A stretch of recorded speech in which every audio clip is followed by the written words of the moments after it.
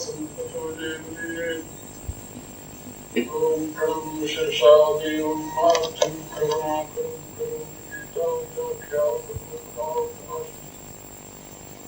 ओम शांति शांति शांति। ओम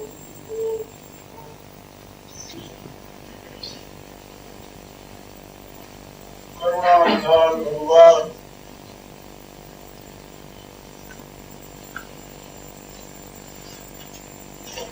अपनी करुणा से आप सभी को शक्ति भक्ति ज्ञान और सेवा की सामर्थ्य प्रदान करें। से मेरी आंतरिक शुभकामना।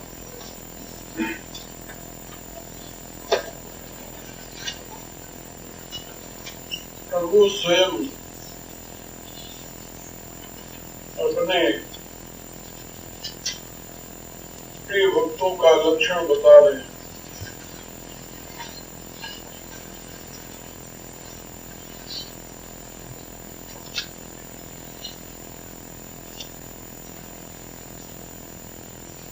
वे जो अपने कृत्य से, अपने भाव से, अपने व्यवहार से प्रभु को प्रसन्न कर लेते हैं, उनकी कृपा के भाजन बन जाते हैं, उन्हें प्रिय बन जाते हैं, उनका कर्म, उनका भाव, उनका व्यवहार कैसा होता है, इसका भगवान वर्णन कर रहे थे। कल के श्लोक में आप लोगों क्या पढ़ा गया था? श्लोक दोहराइए तो।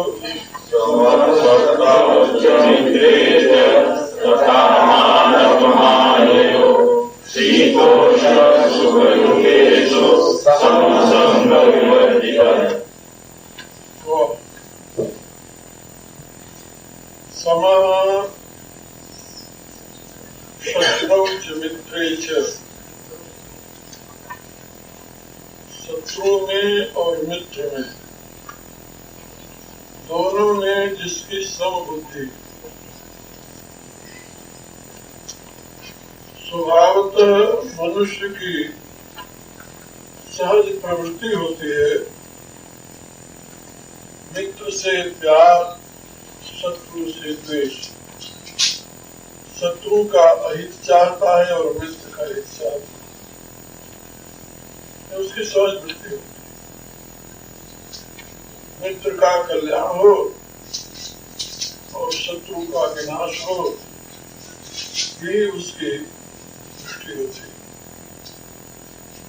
लेकिन जो भक्त है वो तो भगवान के स्वभाव को प्राप्त कर लिया। जब तक अपने इष्ट के गुण धर्म स्वभाव उपासक में न प्रकट हो, तब तक सोचना चाहिए उपासना में कहीं कमी है। जब तक अपने इष्ट देव के गुण धर्म स्वभाव उपासक में न प्रकट हो, तब तक सोचना चाहिए कि उपासना ठीक बनी नहीं, कमी है। बीच में कहीं आवरण जरूर है, भेद जरूर है। ऐसा शास्त्र का रूप है। और जब इष्ट के गुण धर्म स्वभाव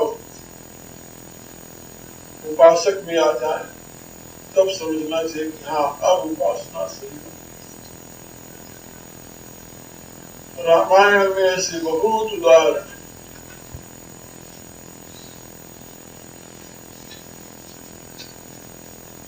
भगवान राम जब वन को गए तो वन में पहली रात्रि अयोध्या से प्रस्थान करने पर तमसा नदी के किनारे पर बिताया और दूसरी रात्रि श्रृंगवेरपुर में उनके निवास की व्यवस्था निषाद राज ने की। रामायण में आप पढ़ते हो, प्रथम बास तमसा भयो दूसर सुरसर की। तो निषाद राज ने व्यवस्था की भगवान के शयन, और वो भाव विवल होकर के लक्ष्मण के पास जाकर के बैठा और लक्ष्मण के पास बैठ करके उसने अपने हृदय की व्यथा की। भगवान राम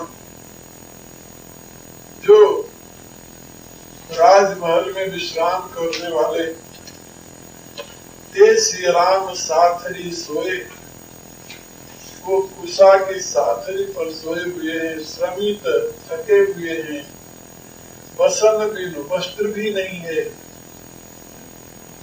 जाहि न जो देखे नहीं जा।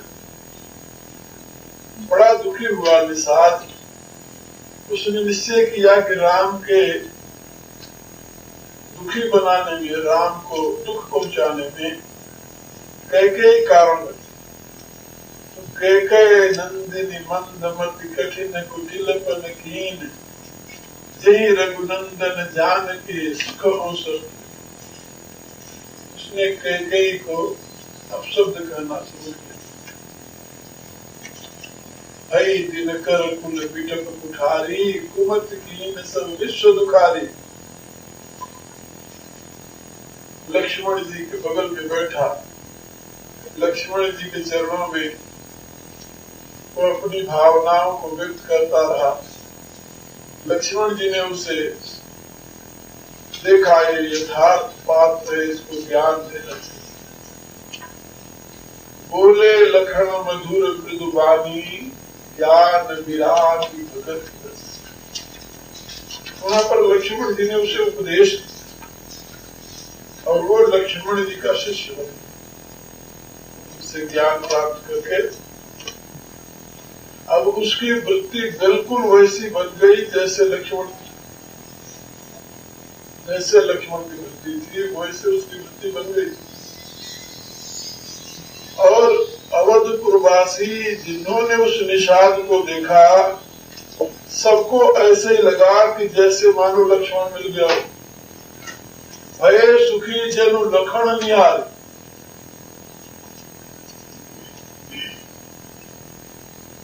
देख निषाद अवध नर नारी, भय सुखी जनु लखन निहारी। उनको ऐसे लगा मानो लक्ष्मण मिल गए। इसको कहते हैं गुरु शिष्य का तादाद। गुरु का चिंतन करते करते शिष्य में गुरु के गुण धर्म स्वभाव प्रकट होने लगते हैं। इसी रूप से इष्ट का चिंतन करते करते उपासक में उसके गुण धर्म स्वभाव प्रकट होने लगते हैं। ऋषि लोग इसीलिए जब गुरुकुल से शिष्यों को विदा करते थे तो उनको एक उपदेश देते थे। देखिए, यानी यानी अस्माकम सुचरितानि तानि एव उपास्यानि नो इतरा। आज जो मेरे जीवन में तुम्हें गुण दिखाई दिए उन्हीं की उपासना करना। तो मेरे दोष कहीं तुम्हारे में न आ जाए। ऋषि लोग अपने शिष्यों को उपदेश देते थे।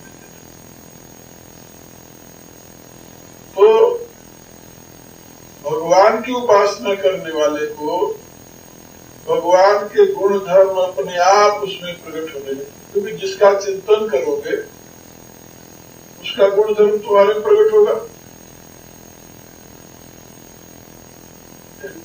कथा हमने पढ़ी थी,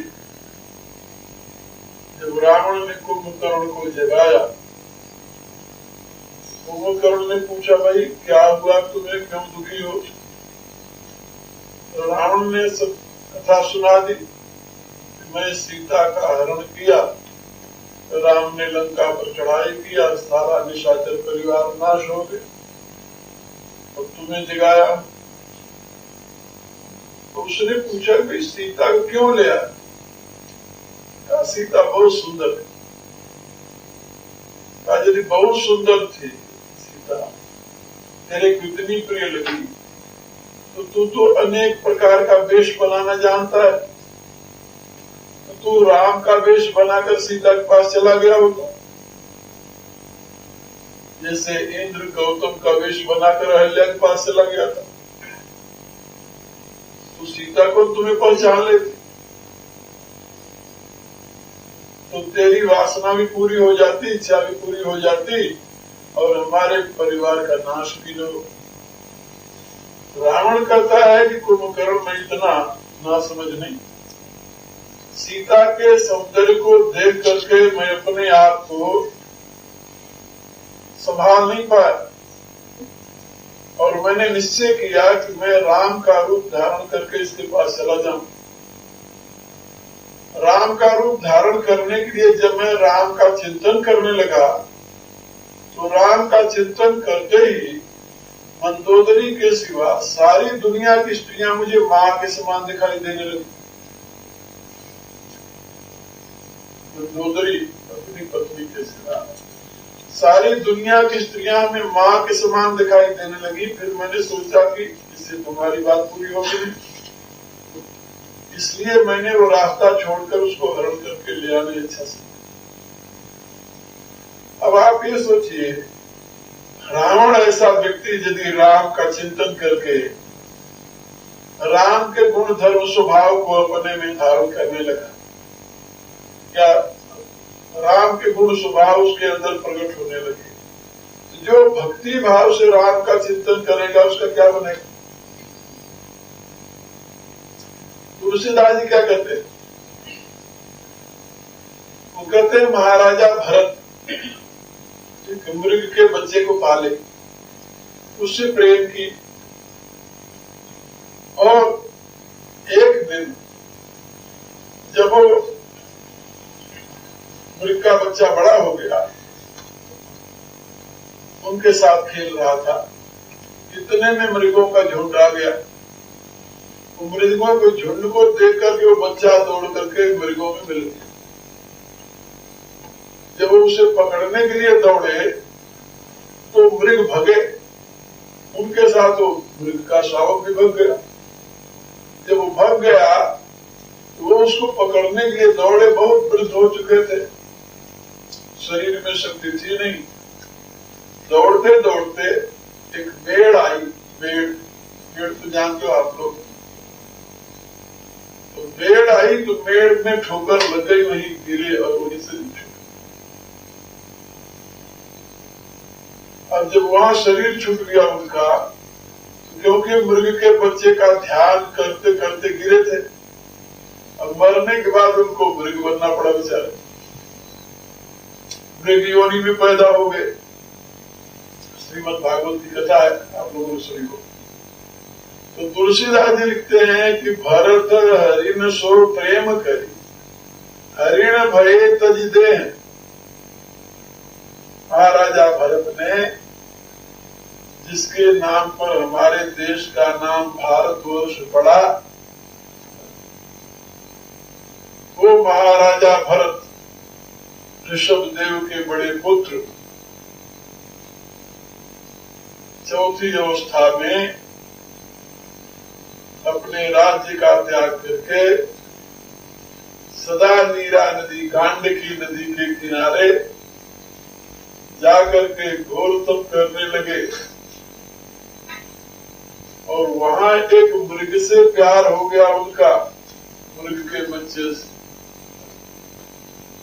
प्यार कैसे हुआ कि वो बेचारे उसी नदी में नहा रहे थे, मृगों का झुंड आया वहां पानी पीने के लिए। एक मृगी गर्भिणी थी, इतने में दूर से सिंह कहीं था, वो दहाड़ा। सिंह की दहाड़ सुन करके मृग जितने पानी पी रहे थे ना, वो डर के मारे भगे। उसी में भगते समय मृगी ने जब उछाल मारा तो उसका बच्चा वहीं गिर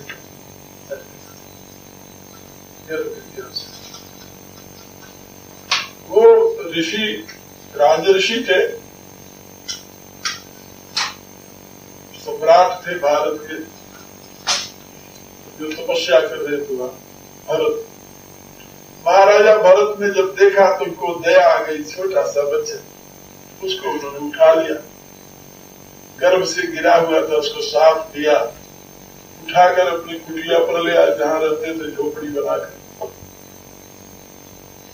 वहां जंगल में झोपड़ी बनाकर रहते थे।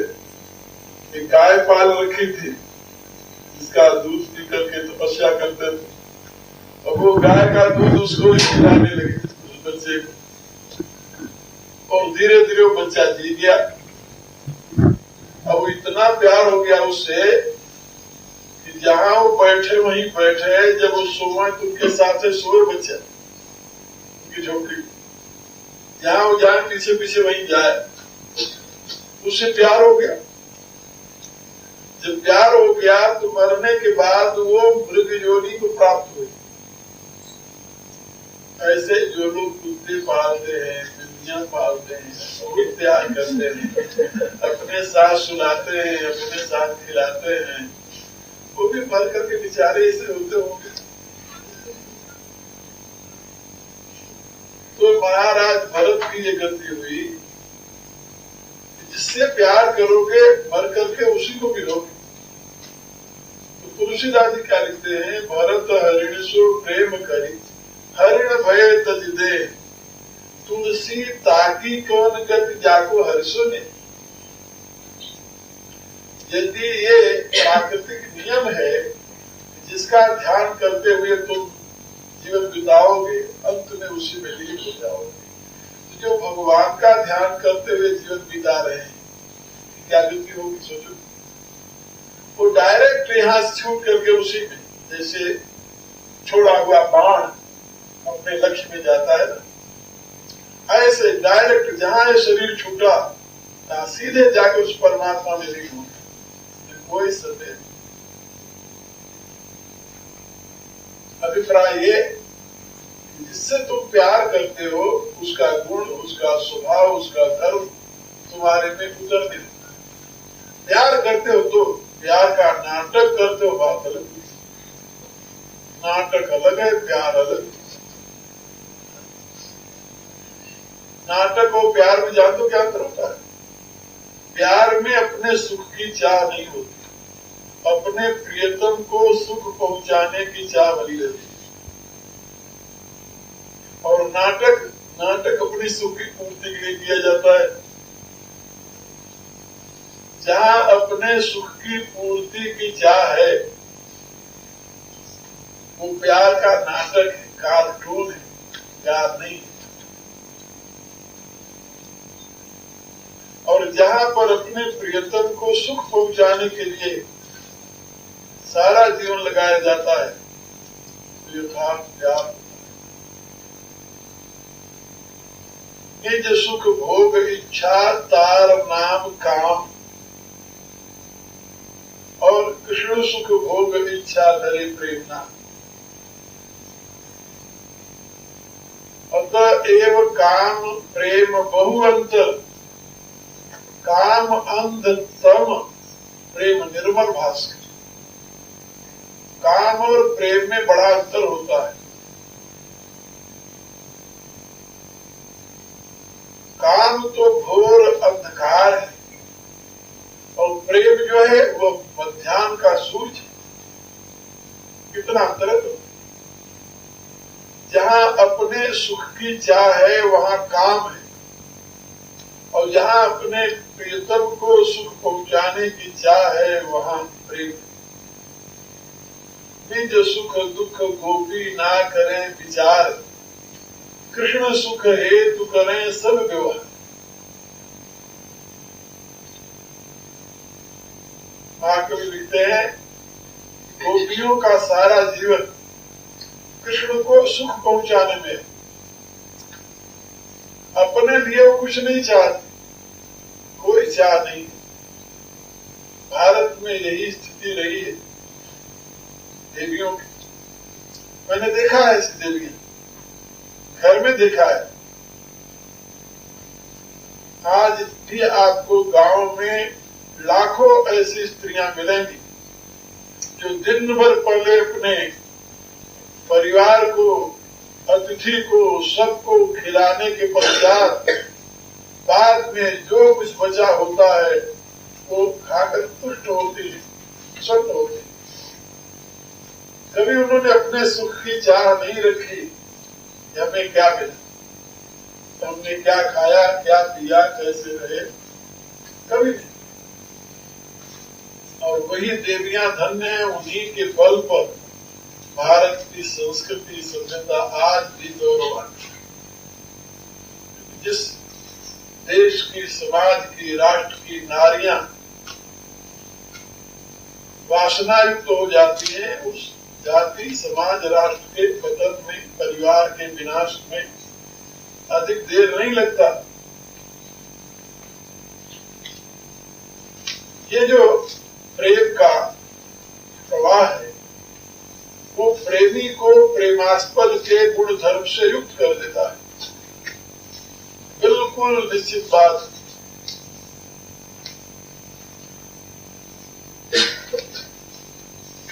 हम और की बात तो दूर रही, हमारे बहुत से शिष्य हैं, आप लोग जानते हो, हम देखते हैं कभी कभी वो कहीं व्याख्यान देने लगते हैं तो लोग कहते हैं कैसा लगता है जैसे महाराज जी बोलते हैं। आप लोगों ने अनुभव किया होगा, महाराज जी तो नहीं बोलते तो, लेकिन उनका जीवन इतना तादात्म्य है जिस पर हमें सही में गर्व। इस युग में हम देखते हैं कारण क्या, जिसका चिंतन करोगे, जिसके ध्यान में निरत रहोगे, उसके गुण धर्म तुम्हारे में अपने आप आने लगे, उसके लिए कुछ करना नहीं पड़ता। पतंजलि ने क्या कहा, वो कहते हैं कि जैसे किसान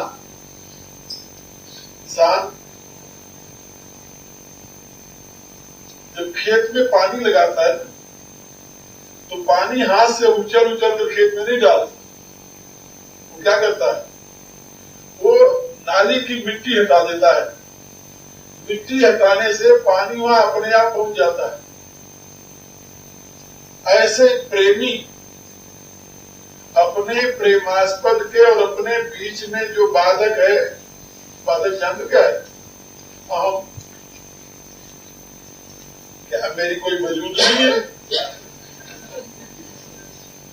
क्या मैं कुछ नहीं हूं, क्या मेरा अस्तित्व नहीं है, वाह, हम तुम्हारे लिए क्यों समर्पित हो, तो मेरे लिए समर्पित नहीं हो सकते। वाह भाई, हो गया प्रेम, और हो गया प्रेम का नाटक। हाँ, वृत्ति आ गई, वहां तो अहम खड़ा हुआ होता है, तो पानी वहां नहीं जाता, समझे। वहां तो अहम की मिट्टी है, इतनी ढेर लगी हुई है, जब वो अहम हटे तो पानी जाए। तो पतंजलि ने लिखा कि जैसे किसान जल के प्रवाह को खेत में लगाने के लिए केवल मिट्टी हटा देता है, जल का स्वभाव है अपने आप उसमें प्रवेश कर जाना। इसी रूप से भक्त प्रेमी अपने प्रेमास्पद, अपने भगवान के और अपने बीच में जो अहम की मिट्टी है, वो अहम को निकाल कर अलग कर देता है। अहम नहीं है, फिर क्या होता है, त्वमेवासी, तू ही है मेरे तन में भी राम, मेरे मन में भी राम। गाते हो, ये गाने के लिए नहीं है, ये केवल गाने के लिए नहीं है, ये तो जीवन में उतारने के लिए है। मेरे मन में भी राम, मेरे तन में भी राम, मेरे श्वासों की मुरलिया विराम है। जो सर्वत्र सर्व रूप में सुना होगा, हनुमान जी के रोम रोम से राम की आवाज गूंजती। अर्जुन सोया हुआ है, उसके रोम रोम से कृष्ण कृष्ण कृष्ण निकल रहा है। महाभारत के तरह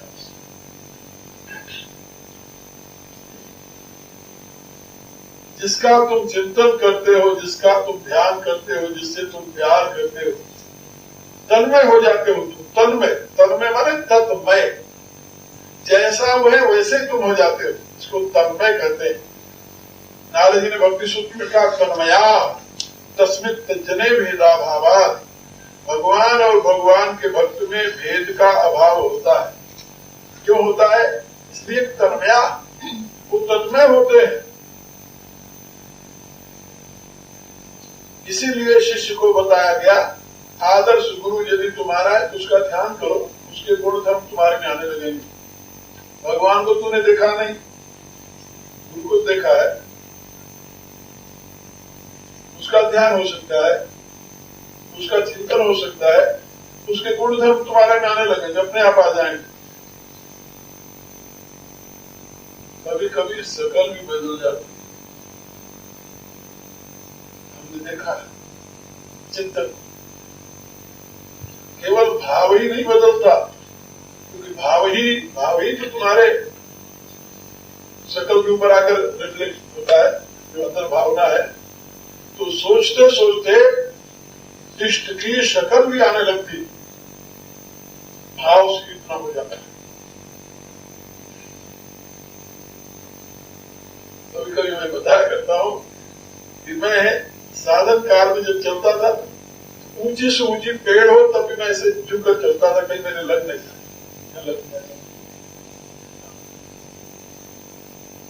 चलते समय मैं देखता कि मेरी इतनी लंबी पूंछ है,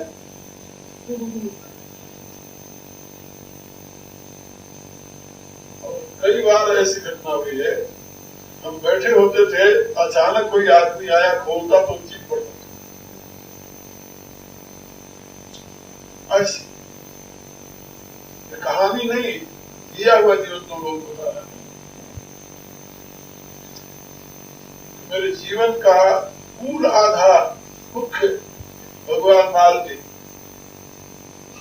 और मैं स्वयं को उनमें समर्पित कर देता, और भगवान मालती जैसे प्रभु राम के चरणों में बैठे हैं, ऐसे लगता है कि मैं प्रभु के चरणों में बैठा, बस मेरा अपना अस्तित्व नहीं। ऐसी साधना मैंने की, अनुभव किया।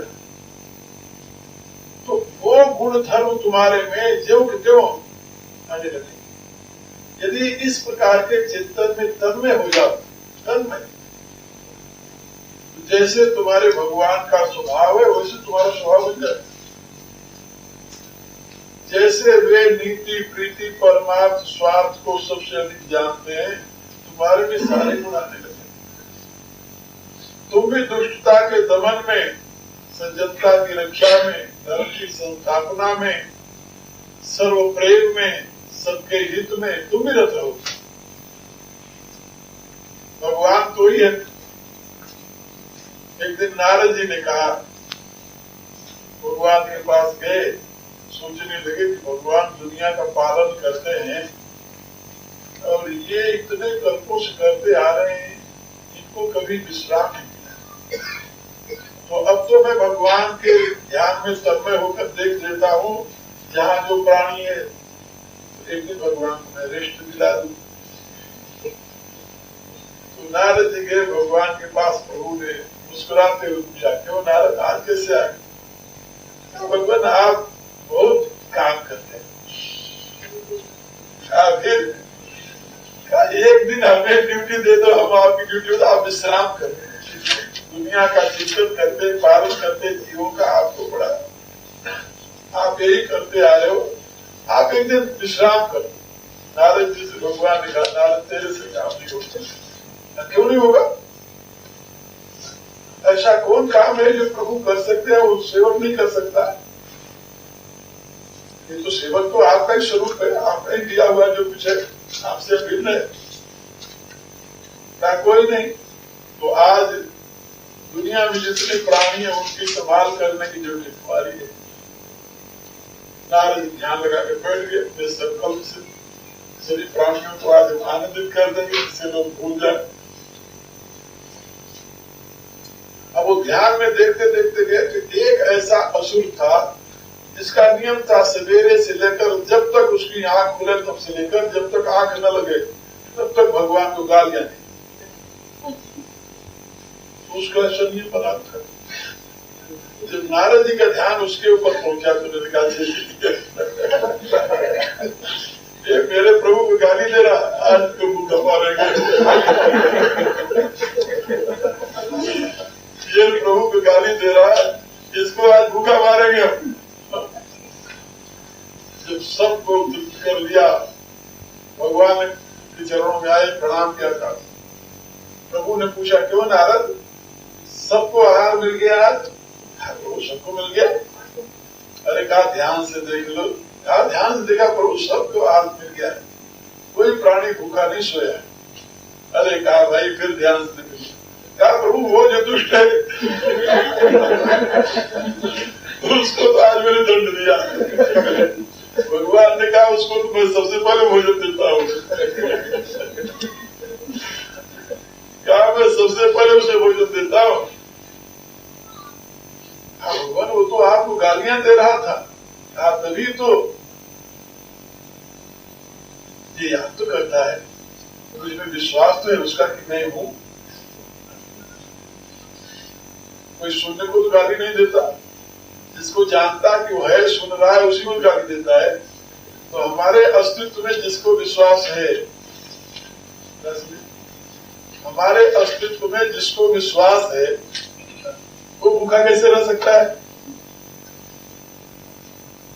तो मेरे कहने की प्राय कि भगवान की वह समता जो प्राणी मात्र के प्रति समान रूप से, प्रभु तो सबके पिता है, लायक पुत्र हो तब भी पिता पिता है, नालायक हो तब भी पिता पिता है। तो यहाँ पर भगवान कहते हैं कि मेरा भक्त जो है ना, उसमें मेरे गुण आ जाते हैं। चिंतन करते करते मेरा वो ऐसा तन्मय होता है कि मेरे गुण उसमें अवतरित होने लगते हैं। समः शत्रु च मित्रे च, जैसे मेरा कोई शत्रु नहीं है, कोई मित्र नहीं। समोहम सर्वभूतेषु न मे द्वेषोऽस्ति न प्रियः। क्या बताया भगवान ने गीता के ध्यान देखो तो नवे ध्यान में गीता में समः शत्रु च मित्रे च क्या है? समोहम सर्वभूतेषु भूर्भुवः स्वः तत्सवितुर्वरेण्यं भर्गो देवस्य धीमहि धियो यो नः प्रचोदयात्। सर्वे भवन्तु सुखिनः, सर्वे सन्तु निरामयाः, सर्वे भद्राणि पश्यन्तु, मा कश्चित् दुःखभाग् भवेत्। ॐ पूर्णमदः पूर्णमिदं पूर्णात् पूर्णमुदच्यते पूर्णस्य पूर्णमादाय पूर्णमेवावशिष्यते। ॐ शान्ति शान्ति।